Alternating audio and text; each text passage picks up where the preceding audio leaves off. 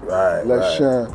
Speaking of that, with Drake, dog, why can't y'all just make another song, dog? Like, quit playing, dog. You throw me the alley hoop for the little bomb, y'all make. You know I'm a donkey.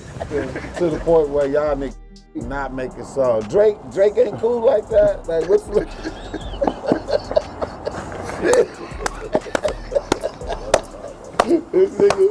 This nigga not cool. What's wrong, dog? Hey, I don't know what dog going through, man. Hey, invite him on the platform right now.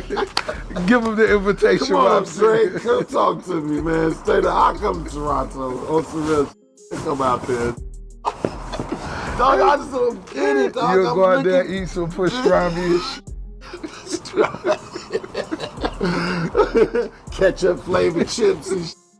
Look, I listen to all y'all got songs, dog, and I'm like, what the f? It's an album. Y'all got an album of songs, dog, that are off the chain. No, Miami was jumping in, you know what I'm saying? Yeah, Miami, we was recording a lot of different music together, you know what I'm saying? And it was cool. It was, you know what I'm saying? It was fun. It ain't nothing to regret at all, you know what I'm saying? Not for Ricky Rose. I don't take none of this shit personal, you know what I'm saying? Yeah. We having fun, we doing what we doing, you know what I'm saying? And to me, that's what niggas can't never get it about. Yeah. Don't never get it, you know what I'm saying? Hey, that's where I hope y'all niggas make another song or something. That ain't never gonna happen, is it? Come on, Rick, damn, come on. Hey, you know that nigga 56 ain't dressed up.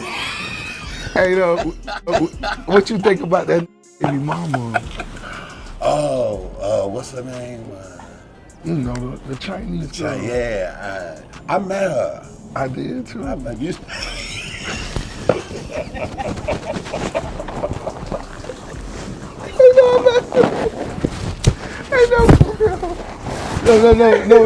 No.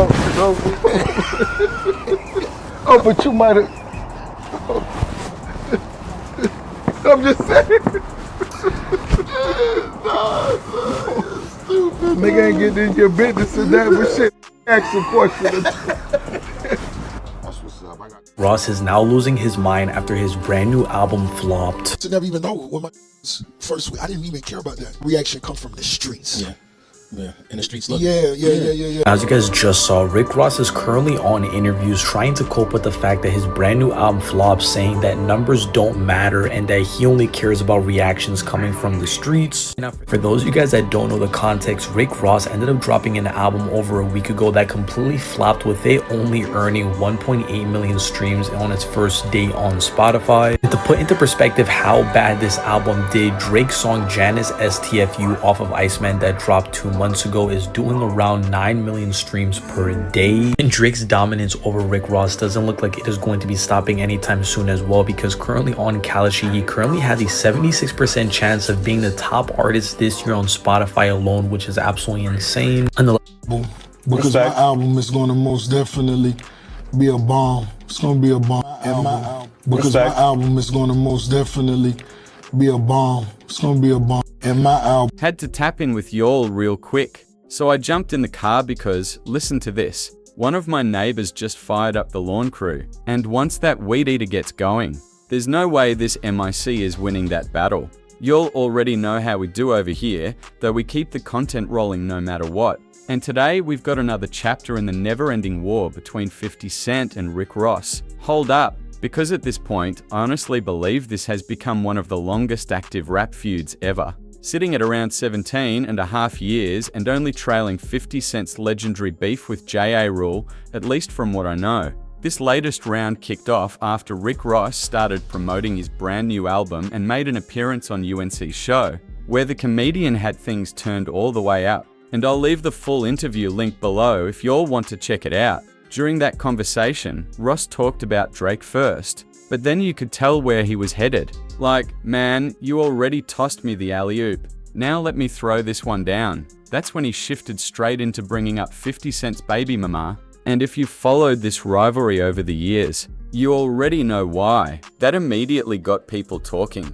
Back when Ross first took shots at 50, Curtis answered by dragging family drama into the spotlight, and that completely changed the direction of this beef. Ross had his own reasons for stepping into the ring and clearly felt like it was his turn to swing, but 50 has never been the type to let anything slide without hitting back harder.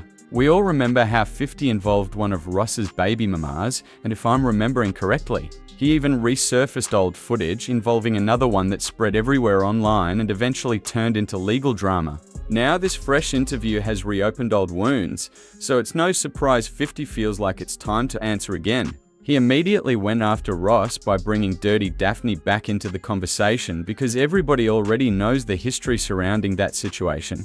After everything that's been said online involving Diddy, Ross, and Dirty Daphne, 50 understands exactly what button to push. And you won't believe how predictable this strategy has become because he knows it creates headlines while promoting his own brand too. That's why 50 jumped online laughing about Ross's reported album sales, joking, "I just saw your numbers. 2,000. What the?" Before posting another clip of someone comparing Ross's sales to Drake's. Since Ross had already mentioned Drake during the interview, 50 recognized the perfect angle and doubled down by clowning the project, saying 20 features still couldn't save it before basically telling him to pack it up and call it a day. Then, just when people thought he was finished, 50 came back with another sarcastic jab, claiming the album was so exclusive that only friends and family had it. And that's classic 50 Cent trolling at its finest. You've got to give him credit because he practically helped invent this style of marketing where beef becomes free promotion,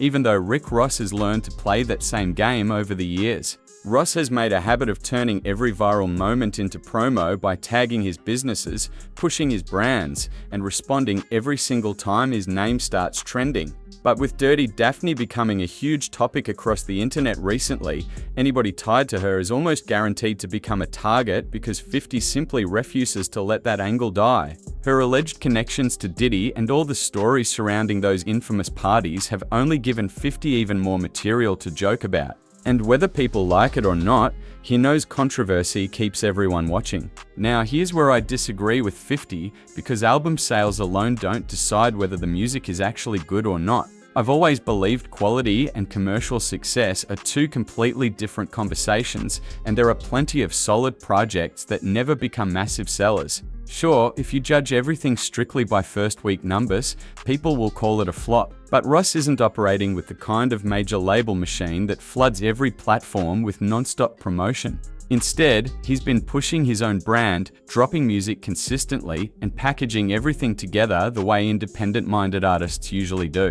From what I've heard, plenty of people actually enjoyed the album, and while I've only listened to a handful of tracks myself, I'm not ready to give it a full review just yet. Honestly, I've still been locked into the other projects already sitting in my rotation, so I haven't spent enough time with Ross's latest release. Lately, I've had Quad Money, OTB Fastlane, and Talk to the Streets getting heavy play almost every day. I've also been running that new Rodriguez project non-stop alongside the latest Money Man release and Break the Rules, and those records have been staying on repeat. On top of that, ESTG, Babyface Ray, and my King Hendrix playlist have still been getting plenty of spins. So that's what's been dominating my speakers lately. It's honestly tough for me to keep up with every new release because I'm still locked into the albums already in heavy rotation.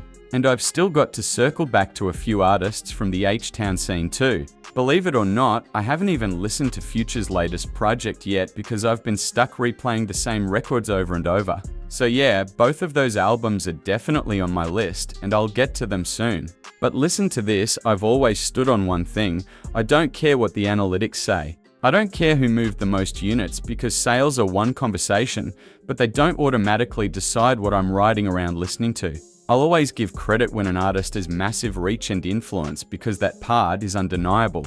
But in my opinion, an incredible project can sell only 1,000 copies and still be overlooked by the entire industry. That's exactly why I don't put all my faith in numbers, especially in today's digital era where success depends so much on online visibility. Everything has to be marketed, pushed, and constantly promoted if people are even going to know it exists. A lot of artists no longer have the full backing of major label campaigns, while others still enjoy that advantage with bigger budgets, premium playlist placements, and non-stop exposure. Then you've got someone like Drake, who operates on a completely different level as a global superstar. So I'm not even trying to compare his path to anyone else's. As for 50 Cent, hold up, he understands this game inside and out. So of course he's going to fire back every single time somebody throws a shot. And let's be real, Ross understands the playbook too, because both of these guys know exactly how to keep people talking. That's why the baby mama angle has become the latest chapter in this feud, and honestly, it's exactly the type of storyline everyone expected. I could sit here and break down every detail because, at the end of the day, it's entertainment for the audience. It's all about the 5 C's controversy, chaos, confusion, conflict, and confrontation because those ingredients keep the conversation alive and keep the algorithm feeding more attention. And now you can add crashing out to that list because that's become part of the formula too. Stay locked in, stay on your pivot, tap into the Patreon, because I've got something big on the way, and trust me, you won't want to miss what's coming next.